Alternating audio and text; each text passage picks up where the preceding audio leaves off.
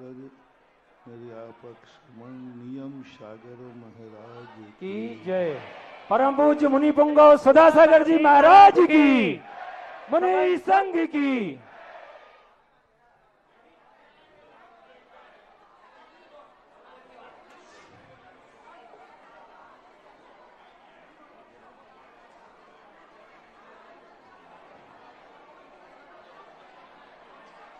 कोई भी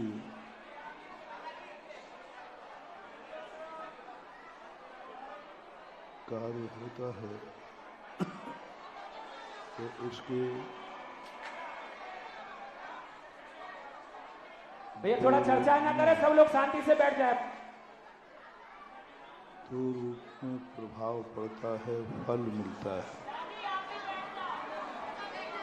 जिसमें कार्य होता है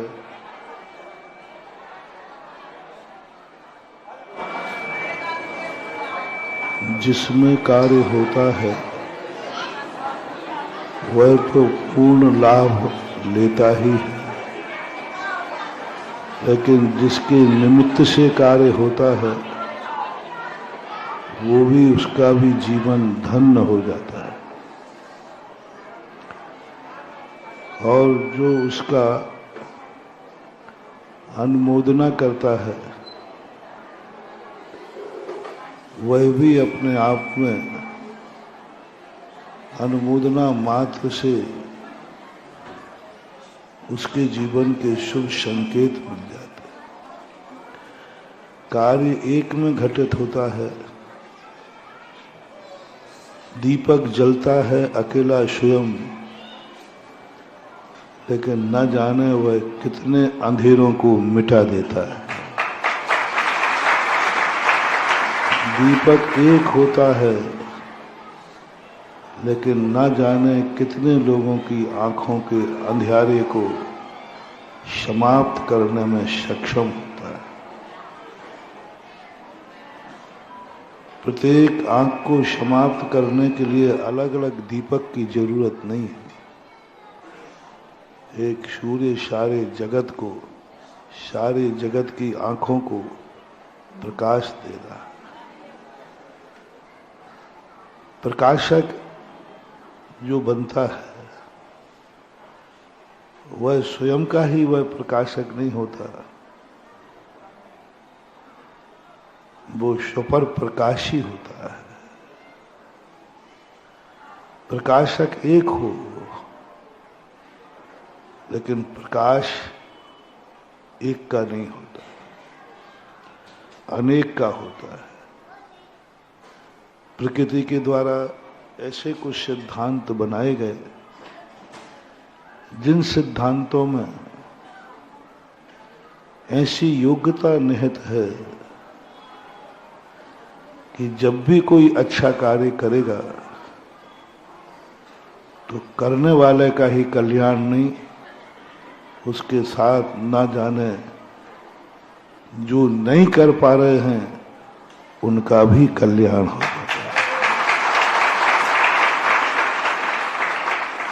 अशुभ भी शुभ का रूप धारण कर लेता है।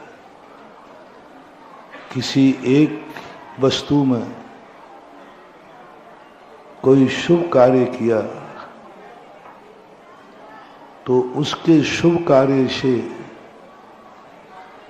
अशुद्ध और अशुभ क्षेत्र भी, काल भी शुभ हो जाता है। अमावस्या अशुभ मानी जाती है। इस दिन की कमाई मजदूर भी नहीं खाता, लेकिन उसी अमावस्या को भगवान महावीर ने केवल ज्ञान प्राप्त कर मोक्ष प्राप्त किया।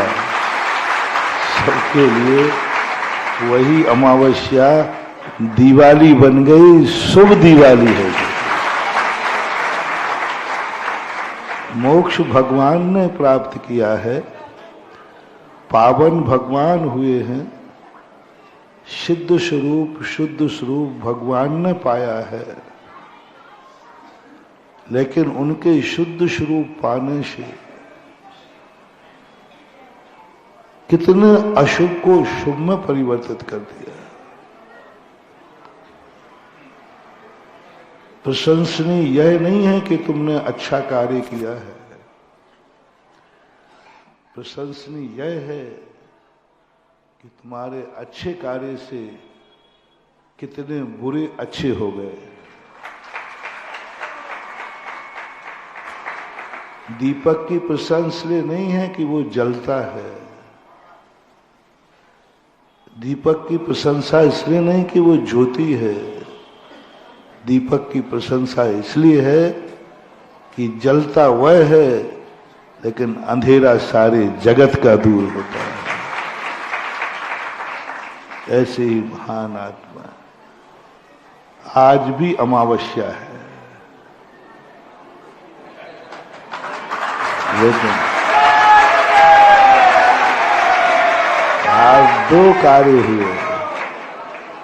देखो, एक आत्मा ने ऐसा ज्ञान प्राप्त किया, मोक्ष प्राप्त किया कि वो अशुभ अमावस्या भी दिवाली शुभ हो गई। आज भी हमारे संघ में दो मुनिराजों ने, हमारे बड़े भाई योग सागर जी, नियम सागर, इन दोनों ने सागर में अमावस्या को दिवाली, अमावस्या को दीक्षा ली। आज अमावस्या को अपन महोत्सव के रूप में मना रहे हैं। तो महाराज ने दीक्षा और दीक्षा दिवस में अंतर है। दीक्षा से लाभ होता है दीक्षार्थी को, और दीक्षा दिवस से लाभ होता है सारे जगत को। भगवान को मोक्ष हुआ, उनको लाभ हुआ, लेकिन मोक्ष कल्याणक दिवस से आज तक हमें लाभ हो रहा है, आज तक हमें लाभ हो रहा है। भगवान इसलिए महान नहीं है कि वो भगवान बन गए, इसलिए है कि वो भगवान बने और आज तक हम उनकी मूर्ति बना करके पूजा करके अपने पापों का क्षय कर रहे हैं। यहां हमें मोटिवेशन लेना है कि हमने अच्छा कार्य किया है, इस अच्छे कार्य का प्रभाव दूसरों पर कितना पड़ा है। कार्य तुम्हारा हुआ है, तुमने किया है, लेकिन उस कार्य से जगत को क्या लाभ हुआ है। तुम कार्य करने पर धन्य हुए हो, तो क्या तुम्हारे धन्य होने से जगत भी धन्य हुआ है? क्या तुम बहुत अच्छा कार्य किया है तुमने, क्या तुम्हारा परिवार भी धन्य हुआ है? तुम्हारी समाज धन्य हुई है? जिसने तुम्हें आंख उठा के देखा, क्या उसकी आंख भी धन्य हुई है? जिसने तुम्हारा नाम लिया, तो क्या उसका मुख भी धन्य हुआ है? जिसने तुम्हारी प्रशंसा की, क्या उसके जीवन में भी कुछ शुभ हुआ है? उस कार्य को अच्छा कार्य कहा जाता है। अच्छा कार्य वह नहीं जो मुझे स्वयं को सुखदायी हो, अच्छा कार्य वह नहीं जो स्वयं के लिए शुभ सूचक हो। अच्छा कार्य वो कहलाता है जो स्वयं के साथ जो भी उससे जुड़ता है वह शुभ हो जाता है। दूसरा प्रसंग है आज अमावस्या को। अमावस्या को सब उदासीन मानते हैं, लेकिन एक साधु ने दमोह में प्रवेश किया तो अमावस्या को उत्सव माना।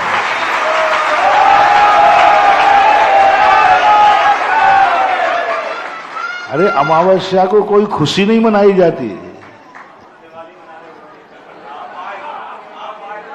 अमावस्या को कोई खुशी नहीं मनाई जाती है, लेकिन कुछ ऐसी शक्ति प्राप्त हो जाती है कि अमावस्या भी दिवाली का महोत्सव है।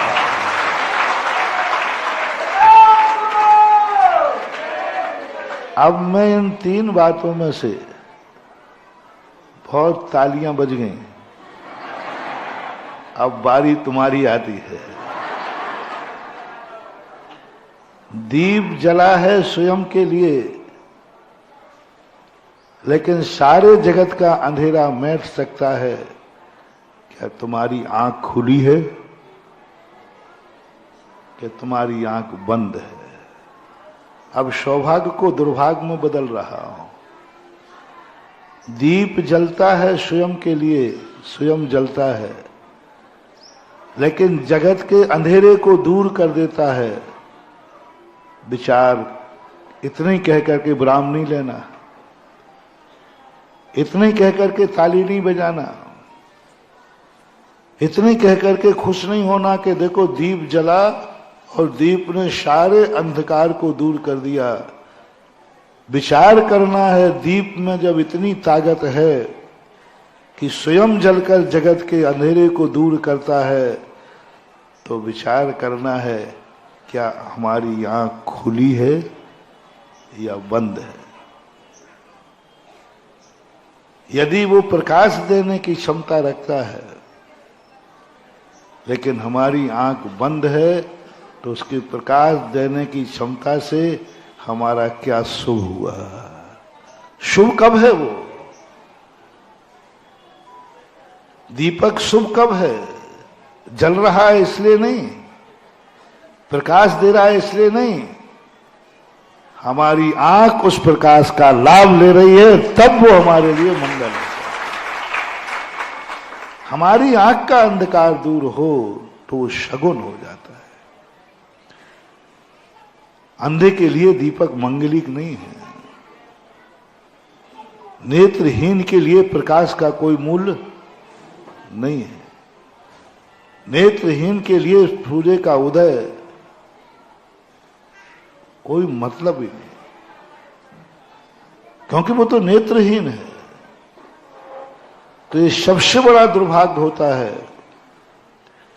कि दीप एक सगुन बन के हमारे सामने प्रस्तुत हो और प्रकाश दे रहा हो और हमारा नेत्र बंद हो, उसके लिए शगुन भी अपशगुन हो जाता है।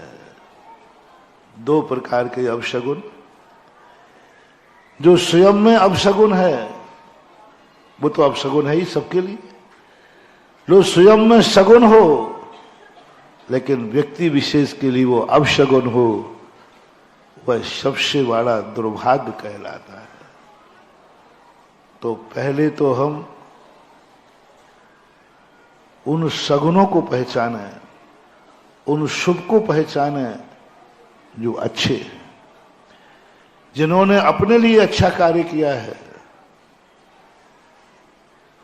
और अच्छे कार्य करने के बाद वो हमारे बीच में है, हमारे जगत में है। क्या उनका खुद का शगुन हमारे लिए शगुन बन पाएगा? हम तो शुभ नहीं कर पाएंगे। मंगल स्वयं के लिए नहीं होता है, हम तो अपने लिए शुभ नहीं कर पाएंगे। ये ताकत जिसके अंदर नहीं है। 2 मार्ग बताता हूं। पहला मार्ग है, तुम खुद इतने शुभ हो जाओ किसी शुभ की जरूरत ही ना पड़े। तुम खुद प्रकाश पुंज हो जाओ, दीपक की जरूरत ही नहीं पड़े। तुम खुद पूज्य हो जाओ, पूजा की जरूरत ही नहीं पड़े। लेकिन यदि ये करना बहुत कठिन है ना, सबके बात की बात नहीं, तो दूसरा मार्ग बताया है कि तुम इतने सावधान हो जाओ, शुभ और शुद्ध तो तुम नहीं बन पाओगे। जब शुभ और शुद्ध तुम्हारे सामने आए तो वो तुम्हारे लिए शगुन बन जाए, तुम्हारे लिए शुभ हो जाए। गृहस्थ के लिए 4 मंगल क्यों कहे? अरहंत अरहंत हैं, वो भगवान है, लेकिन हमारे लिए मंगल है। वो ये मंदिर हमारे लिए मंगल है, हमारे लिए। तो क्या हमारे लिए ये मंदिर मंगल बन पा रहे हैं? हम कितना लाभ ले पाते हैं, हम कितना अभाग्य मान पाते हैं। आनंद की एक लहर शुभ सूचक संकेत दे रहा हूं। पास कोई हुआ है क्लास में, मान लीजिए तुम क्लास में बहुत फेल हो रहे हो, कोई पास हुआ है, क्या उसके पास होने से तुम्हें खुशी हुई है? हुई है तो अगली साल तुम भी पास हो जाओगे। तुम्हारी समर्थ नहीं थी, तुम्हारी समर्थ नहीं थी। एक बड़ा आदमी को एक व्यक्ति ने पूछा, महाराज हम बहुत गरीब हैं, बहुत गरीब, जिस में हाथ डालते हैं वही सोना माटी हो जाता है, क्या हमारी जिंदगी ऐसे ही निकलेगी? क्या मेरा जीवन ऐसे ही निकलेगा? आप बताएं। मैं सर्वज्ञ नहीं हूं, मैं भविष्य का कुछ भी नहीं जानता, और तुम मेरे से पूछ रहे हो। लेकिन मुझे एक विश्वास है, इसलिए मैं तुम्हें निराश नहीं करूंगा। पहली बात तो यह है कि तुम मेरे से पूछ रहे हो जो मैं कुछ भी नहीं जानता। ना मैं सर्वज्ञ हूं, ना मैं निमित्त ज्ञानी हूं, ना अवधि ज्ञानी हूं, ना मन परे ज्ञानी हूं, और तुम मेरे से पूछ रहे हो कि महाराज मेरा भविष्य क्या है। बड़ी आशा से पूछा है तुम, बड़ी श्रद्धा से पूछा है, जो मैं नहीं हूं वो मान के पूछा है तुमने। महाराज अंतर्यामी है, बोलो ना, जल्दी बोल दो। हूं नहीं हूं नहीं, लेकिन पूछने वाला क्या समझ रहा है? अन्यथा वो पूछते ही क्यों? उसका पूछना बता रहा है कि महाराज भविष्य जानते हैं, अन्यथा वो पूछते ही नहीं। और मैं पक्का कह रहा हूं, मैं कुछ भी नहीं जानता। जानते ही नहीं, पक्का है, सही तो यही है। मैं कुछ नहीं जानता हूं, ये सत्य है, और सामने वाला इस आशा से पूछ रहा है कि महाराज जानते हैं। अब इन दोनों में से किसको नकारा जाए? वो कह रहा मेरा तो विश्वास है। एक घटना हमारे आप पूज्य आचार्य महाराज के जीवन में घटी थी सन 1980 में। द्रोणागिर के अंदर हम लोग पहुंचे ही थे, हमारी शुरू दीक्षा ही हुई थी।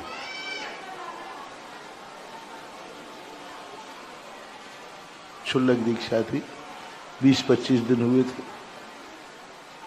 आचार्य श्री द्रोणागिर में आश्रम में बैठे थे। एक सज्जन ने पैर पकड़ लिए, बोले महाराज हमने, जैन नहीं थे वो, बोले महाराज आप बहुत बड़े साधु हैं, आप अंतर्यामी हैं, आप सब, उन्होंने खूब गा दिए। तो आचार्य श्री कहते हैं भैया मैं ये कुछ नहीं हूं, मैं ये कुछ नहीं हूं। हम जैनी लोगों में साधु सर्वज्ञ नहीं होते। साधु, उसने कहा नहीं, आप छुपा रहे हो, आपके युग में नहीं हूं, मैं जैन नहीं हूं, इसलिए आप छुपा रहे हो। ये आरोप जैसे ही आचार्य श्री पे आया, आचार्य श्री सावधान हो गए। अभी तक तो क्या कह रहे थे, हम कुछ जानते भैया, हमें क्या मालूम, हम तो सामान्य हैं, कल का क्या भरोसा, किसका क्या, और किस्मत को तो कौन बांच पाए। जब उसने आरोप लगाया तो आचार्य ने कहा, ये एक आरोप लगा दिया कि मैं जैनी नहीं हूं, इसलिए आप नहीं बता रहे, या मैं योग्य नहीं हूं। तो आचार्य ने आंख बंद करके कहा कि सुनो सुनो सुनो। हम लोग बैठे थे वही, तो हमने कही शायद आचार्य जी को अब सर्वज्ञता जाग गई। सुनो सुनो, एक उदाहरण देता हूं तुम्हें, सुनो। चोर का भविष्य क्या है? प्रश्न किया, चोर का भविष्य क्या है? चोरी का फल क्या है? चोरी के लिए कानून क्या है? उसके तुरंत मुंह से निकला, चोर का भविष्य जेल। बस आचार्य ने कहा, मैंने कह दिया, इससे सब कुछ समझ जाओ। वो तो हाथ जोड़कर खड़ा हो गया, बोले महाराज आप कह रहे थे मैं कुछ नहीं जानता, आपने कैसे जाना कि मैं चोर हूं?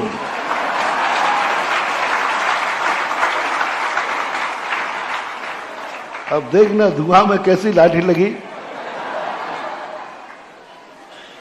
उस समय डाकू मूरत सिंह हुआ करते थे, हरि सिंह नैनागिर के, मूरत सिंह द्रोणगढ़ के थे, उनके परिवार का सदस्य था। तो महाराज जी आप तो कह रहे थे मैं कुछ नहीं जानता, तुमने कहते जाना कि मैं, और ये भी आपने जान लिया, मैं तो आपके पास दौड़ा भागा आया हूं, मुझे पुलिस ढूंढ रही है, तो ये भी आपने जान लिया कि मेरा भविष्य जेल है। और बाहर गया, अरेस्ट हो गया। उसमें जेल में पेपर वालों को स्टेटमेंट दिया, ये भविष्य तो हमारे महाराज ने घोषित कर दिया था।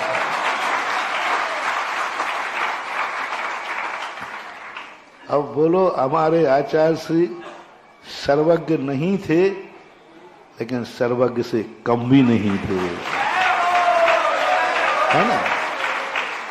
यही कला है, यही कहलाती शक्ति है। तो मैं भी किनका चेला हूं? बोलो ना। मेरे सामने बात आई कि मेरा भविष्य बताओ महाराज, मैं ऐसे ही जिंदगी गुजार दूंगा कि कुछ मुझे लाभ भी मिलेगा? तो मैंने भी गुरु से सीखा तो वही था। तो मेरा एक बहुत अच्छा मोटिवेशन तुम्हें दे रहा हूं, तुम भी सब लगा लेना। मैं सर्वज्ञ नहीं हूं और तुम सर्वज्ञ मान लेना, फिट बैठ जाएगा। मैंने उससे इतना ही पूछा, एक अमीर आदमी को देख करके कैसा लगता है? तुम क्या हो? तुम हर चीज में अशुभ है। तुम सोने को हाथ डालते हो माटी बनती है। एक अमीर देख करके कैसा लगता है? ये प्रश्न है। दुखी व्यक्ति को, सुखी व्यक्ति को देखकर कैसा लगता है? आप रात में शयन कर रहे हैं और आपको खूब सिर दर्द हो रहा है, नींद नहीं आ रही। अब आपका सिर दर्द ठीक होगा कि नहीं, कि माइग्रेन हो जाएगा? किसी का सिर दर्द कर रहा हो तो पूछ सकता है, मैं पहले ही से जवाब दे देता। बहुत सिर दर्द कर रहा है, रात भर नींद नहीं आ रही, ठीक होगा कि नहीं? उसका एक सूत्र है, पड़ोसी में वही उसी समय व्यक्ति घर्राटे लेके सो रहा है, तो मैं कैसा लग रहा है? बस इतने से, ज्यादा गड़बड़ नहीं है। तुम्हारा क्या हो रहा है? सिर, और तुम्हारे लिए नींद बिल्कुल भी, और पड़ोसी में बाजू में सोने वाला घर्राटे ले रहा है, तो मैं कैसा लग रहा है? 90% बताओ। ऐसा लगा तो जो झापड़ मारो, मैं मर रहा हूं और बुरा लगता है, बुरा लगता है। बस यही हमारी जिंदगी का भविष्य है, कि हमारा सिर दर्द कभी ठीक नहीं होगा। और दवाई लीजिए, सिर दर्द होने से रोने की आवाज निकल रही, तुमने मुंह पकड़ लिया, नहीं मैं पापी हूं, मैंने पाप किया है, मैं नींद नहीं आ रही है, लेकिन मेरे बाजू में एक पुण्यात्मा सो रहा है, इसके पुण्य का उदय है, कहीं मेरे पाप का उदय इसके पुण्य को न छीन लेवे, इसलिए तुमने मुंह पकड़ लिया, धन्यवाद दे रहा है। क्या पुण्यात्मा जी है। जाओ, सुबह सुबह तक तुम्हारा सिर ठीक हो जाएगा। अमीर को देख के कैसा लग रहा है? अमीर को देख करके यदि तुम्हारे मन में आ गया मैं गरीब हूं, मैं पुण्यहीन हूं, लेकिन जैसे ही अमीर को देखा तो मैं आ गया, आज सगुन हो गया, क्योंकि जो मैं चाहता हूं उसको पाने वाला मिल गया, ये मंगल हो जाता है। इसी प्रकार ये मंदिर है क्या कोई हम भगवान बन जाते? कुछ नहीं महान हुआ। मंदिर में जाके बस एक ही खुशी है, मुझे कुछ नहीं मिला, लेकिन भगवान सब कुछ पा चुके हैं, उनको देखकर जो हमें खुशी हुई, भगवान वो हैं, सगुन मेरा हो रहा है।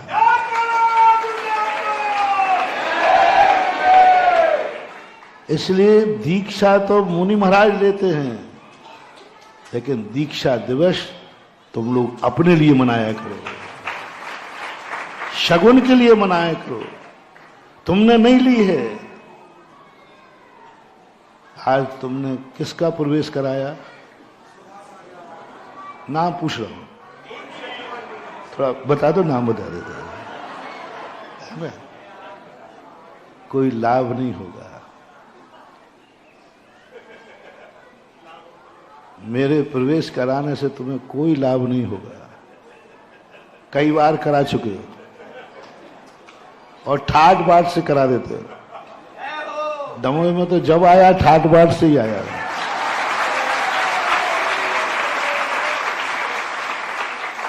लेकिन तुमने अपने महाराज को प्रवेश कराया है, कुछ नहीं होगा।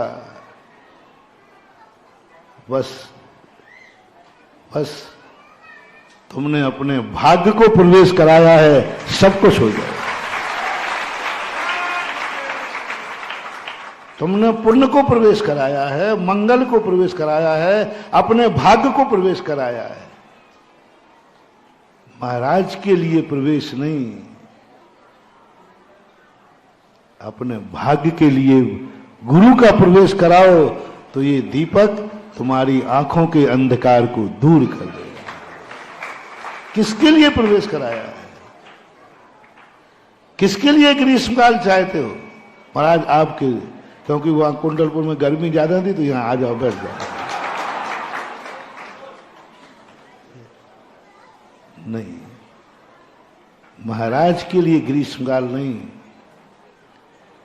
स्वयं के भाग्य के लिए ग्रीष्मकाल कराओगे तो ग्रीष्मकाल नहीं, पता नहीं क्या क्या काल और हो जाते और हो जाएंगे। स्वयं के लिए सब वस्तु। अर्थ क्रिया क्या है? निमित्त हमारे उपादान के लिए कारण बन जाए, वो निमित्त बहुत उपकारी हो जाता है। हमारे लिए प्रवेश कराया है, मैंने अपने भाग्य को प्रवेश कराया है। महाराज प्रवेश करके धन्य नहीं हुए हैं, प्रवेश कराकर कौन धन्य हुआ है? भिक्षु और भिखारी में इतनी अंतर होता है। भिखारी को जब तुम भोजन कराते हो तो कौन धन्य होता है? भिखारी। और साधु को जब भोजन कराते हो कौन धन्य होता है? साधु। बस जब निमित्त से पाकर के तुम धन्य होने लग जाओ तो यही धर्म की क्रिया है, और जिसमें कार्य हो रहा है वो धन्य हो जाए तो यही संसार की क्रिया है। कार्य कहीं हो रहा है, लाभ तुम्हें मिल रहा है या नहीं, तुम्हें क्या मिला दीपक जलने से? तुम्हें क्या मिला दीपक के प्रकाश से? तुरंत आंखों की तरफ देखो, क्या मेरी आंख का अंधेरा दूर हुआ है कि नहीं? क्या यह प्रवेश हमारे लिए मंगल बन पाएगा? क्या महाराज का आगमन हमारे लिए शगुन बन पाएगा? क्या महाराज का जो शुभता है वो हमारे अशुभ को परिवर्तित कर देगी? क्या महाराज का आगमन अमावस्या को दिवाली बना देगी? बाहर की नहीं, बाहर की नहीं, अंदर की। क्या हमारा अंधकार कुछ कम हो पाएगा? यदि चलते हुए साधु की आगमनी पर तुम्हारे अंदर का कुछ प्रकाश, अंधकार भाग रहा हो, प्रकाश प्रकट हो रहा हो, तो जाओ, तुम्हारे लिए बहुत शुभ लक्षण है। अब तुम मेरा शुभ करना चाहते हो कि अपना शुभ करना चाहते हो? मेरा शुभ तो तुमसे करवाऊंगा नहीं, तुम्हारे बस की भी नहीं है। तुम मेरा क्या शुभ करोगे? देवी फिर दिनों की मारी, पंडा कहे सीधो लाओ।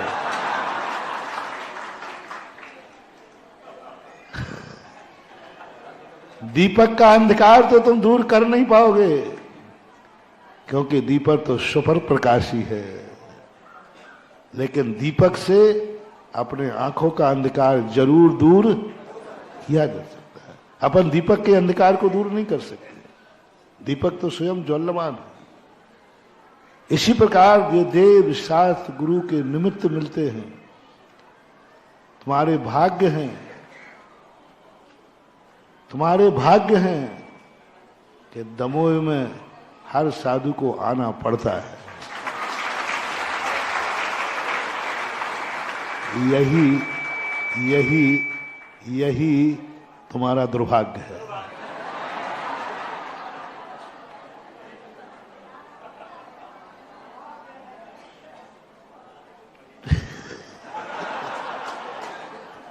थोड़ा मेरे प्रवचन बहुत सावधानी सुनना, नहीं तो पागल हो जाओगे। हर साधु को यहां से आना पड़ता है। हम ही कितने बार आए, वहां कुंडलपुर के कारण आए, ध्यान रखिए। जितने बार आया, कुंडलपुर के कारण आया, दमोह के लिए तो कभी आया ही नहीं। ये तुम्हारा दुर्भाग्य है।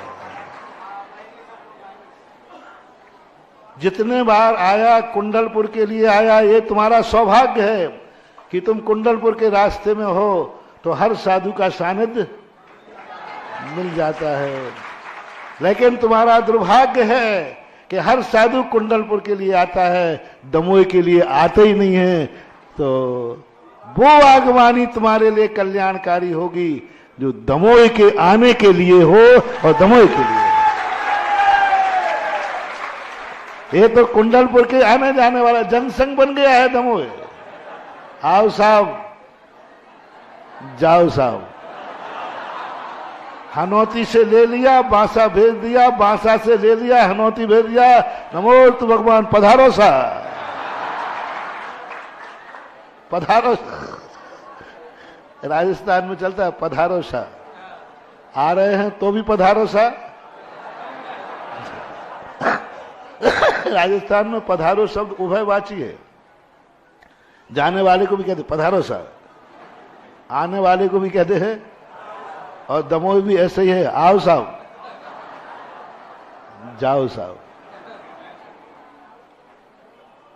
दमोह के लिए जब साधु आता है, वो आता नहीं है, उसे लाया जाता है। लाया जाना और आने में कितना अंतर है? आना, जाना, ये साधु की नियत है। ये साधु की नियत है। वो तो आएगा, वो तो जाएगा। लेकिन लाना ये साधु की नियत नहीं है, ये श्रावक की नियत है। और श्रावक की नियत जब बन जाती है, वह चीज तुम्हें शगुन बन जाती है। कभी लाओ रे, फिर ग्रीष्मकाल कराओ रे। अभी तो हम लोग आने जाने वाले रिजर्वेशन करा करके आते हैं, और रिजर्वेशन करा करके, अब रिजर्वेशन पहले ही से है तो मैं करूं क्या। जितने महाराज निकल रहे हैं सब रिजर्वेशन करके निकल रहे हैं। आजकल रिजर्वेशन का बड़ा जमाना है। पहले बिना रिजर्वेशन के चलते थे, जाते थे, फिर बाद में। आजकल तो कोई यात्रा बिना रिजर्वेशन के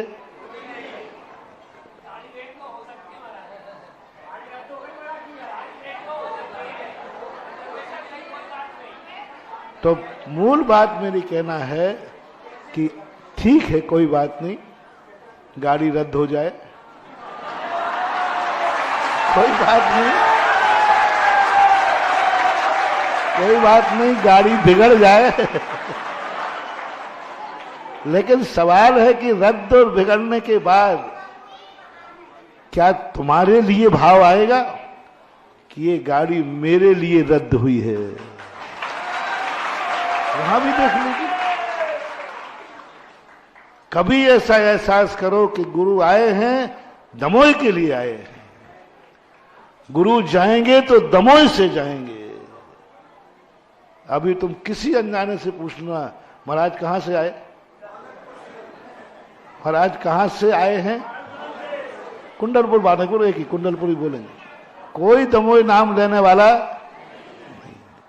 कभी ऐसी दशा हो जो मात्र महाराज भी कहें, दुनिया कहे, कहां जा रहे हैं महाराज? दमोह। कहां से विहार किया है? दमोह। कुंडलपुर के बड़े बाबा भी पीछे पड़ जाए कि दमोह आ गया तो मेरे पास आ जाएगा। अंतर आ रहा है। दमोह आएगा तो बड़े बाबा को के पास जाएगा। अभी बड़े बाबा के पास जाता है सो दमोह है। थोड़ा सा पलट दो। बड़े बाबा के साधु जाता है सो दमोह आता है। ऐसा कुछ करो कि दमोह साधु आवे और वो बड़े बाबा के पास जावे। आवे किसके लिए? फिर सोचे कि बड़े बाबा पास है, चलो दर्शन कर लेते हैं। ये उपादान शक्ति जगाना पड़ेगी,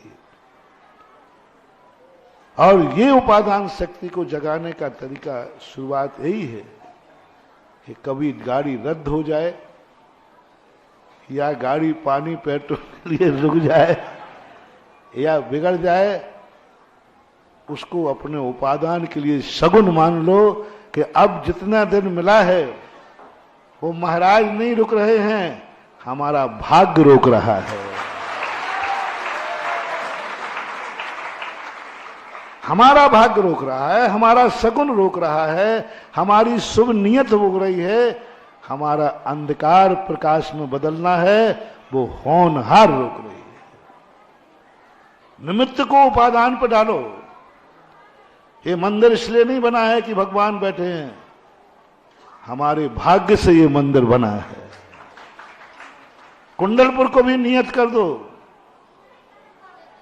कुंडलपुर के भाग्य से तुम नहीं हो, तुम्हारे भाग्य से दमोह के पास में कुंडलपुर है। बदल दो उपादान, बदल दो इस सृष्टि को। कुंडलपुर के भाग्य से तुम दमोह में नहीं हो, तुम्हारे भाग्य से तुम्हारे पास कुंडलपुर है। अंतर समझ रहे ना? भगवान के भाग्य से हम दमोह में नहीं बैठे हैं, हमारे भाग्य से हमारे पास, भगवान के भाग्य से नहीं है अंदर कुंडलपुर, हमारे भाग्य से है, हमारे पुण्य से है कि मैं जहां रहता हूं उसके पास में ऐसी अनुभूति तुम्हें हो जाए, महाराज का आगमन मेरे भाग्य से हुआ है। महाराज प्रवचन दे रहे हैं, क्यों इतनी अनुभूति करना है? मेरे भाग्य से महाराज प्रवचन दे रहे हैं। महाराज आहार को उठे हैं इसलिए कि महाराज को आहार लेना है, इसलिए कि महाराज को आहार लेना है, इसलिए कि महाराज को भूखे हैं, इसलिए कि महाराज आहार लेंगे, क्योंकि रत्नत्रय उसके बिना नहीं पलेगा। ये भाव तुम्हारे अंदर आना बहुत बड़ा अपशगुन है। महाराज जाएंगे कहां से? दमोह के अलावा कोई रास्ता? ये तुम्हारा दुर्भाग्य है। महाराज को हार लेना पड़ेगा, पक्का है, क्योंकि उसके बिना जीवन उनका मुनि व्रत भी नहीं पड़ेगा, पक्का है, वो तो पक्का ही। हमें हार लेना पड़ेगा, मजबूरी है मेरी, क्योंकि उसके बिना मेरा रत्नत्रय, पेट्रोल भरने के लिए मुझे दमोह रुकना पड़ेगा, पक्का है। लेकिन ये तुम्हारे मन में भाव भी ना आ जाए, तुम्हारे मन में भाव आना चाहिए, हमारे भाग्य से महाराज को आहार को उठना पड़ेगा। तुम ये मत सोचो, तुम दावा करो महाराज तो क्या उठेंगे, वो तो बिना आहार के भी रत्नत्रय पाल लेंगे। लेकिन महाराज जो आहार को उठ रहे हैं ना, वो मेरे पुण्य से उठ रहे हैं, मेरे भाग्य से उठ रहे हैं। बस ये अनुभूति हो जाए, महाराज को आहार चाहिए इसलिए आहार को उठ रहे हैं, नहीं, ये दुर्भाग्य है तुम्हारा। ये परिणाम आ जाना भी दुर्भाग्य है। महाराज तो आहार लेंगे, कहां लेंगे? नहीं, ये दुर्भाग्य है। परिणाम क्या आना चाहिए? मेरा आज पुण्य का उदय है, आप देखना महाराज को उठना पड़ेगा, मेरा पुण्य तेज है, मेरा भाग्य है। ये निमित्त तुम्हारा उपादान बन गया। ये निमित्त था, वो तुमने क्या बना लिया? है ना? तुम कह रहे मेरे पुण्य से महाराज हार को उठेंगे, नहीं उठना, जाओ आज करो क्या करते। लो हमने पैर बदल दिया, अब आसन लगा के बैठ गए। बोलो मैं नहीं उठता हूं, अब क्या करोगे? कर लो, क्या करोगे? सम्यक दृष्टि कहता है महाराज भक्त से मत टकराओ।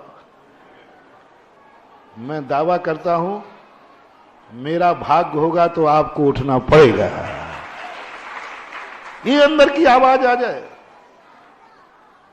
समझ लेना ये निमित्त तुम्हारे बहुत बड़े शगुन बन गए। निमित्त को तुमने उपादान में ढाल दिया, भगवान को तुमने अपने पुण्य में ढाल दिया। मेरे पुण्य से मंदिर बना है, मेरे भाग्य से मंदिर में भगवान बैठे। भगवान के भाग्य से अपन नहीं, भगवान के भाग्य से अपन नहीं, हमारे भाग्य से भगवान मंदिर में बैठे हैं। अपना यदि भाग्य नहीं होता तो मंदिर में बैठे भी रहते तो हमें दर्शन नहीं मिलते। किसका भाग्य है? ऐसी निमित्त शक्तियों को यदि हम उपादान की शक्ति बनाने महान हुआ, फिर अमावस्या की चिंता मत करो, अमावस्या भी दिवाली हो जाएगी। निमित्त को शुभ बनाने की चेष्टा मत करो।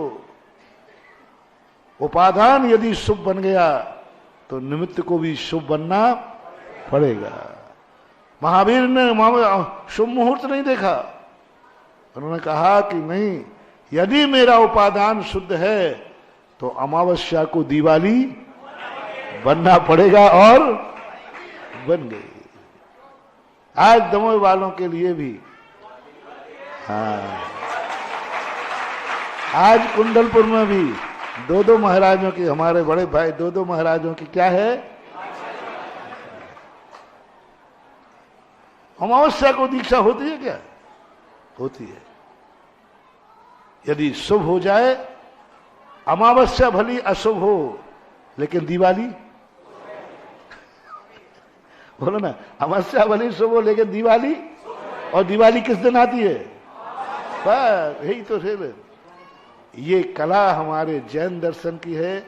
इसी कला का नाम है अनेकांत, इसी कला का नाम है शादवाद, और इसी कला का नाम है जैन धर्म। संसार के सारे धर्मों में मात्र एक कला जैन धर्म के पास है, जैनी के पास है, सम्यक दृष्टि के पास, किसी के पास नहीं। हर दर्शनकार ने कभी निमित्त को उपादान नहीं बनाया, निमित्त का होके रह जाता है। होगा वही जो भगवान को करना है। जो कुछ होगा भगवान की मर्जी से होगा, भगवान से भाग्य से होगा। जैन दर्शन कहता है भगवान भी आएंगे तो हमारे भाग्य से आएंगे, भगवान का दर्शन भी होगा तो हमारे भाग्य से होगा, और महाराज का दीक्षा दिवस भी मनाएंगे तो महाराज के भाग्य से नहीं, और महाराज हार को उठेंगे तो, जोर से बोलो ना, इतना तुम्हें दावा है, पक्का अपने पुण्य पर भरोसा है, तो चलो मैं उठ जाता हूं। महावीर भगवान की जय।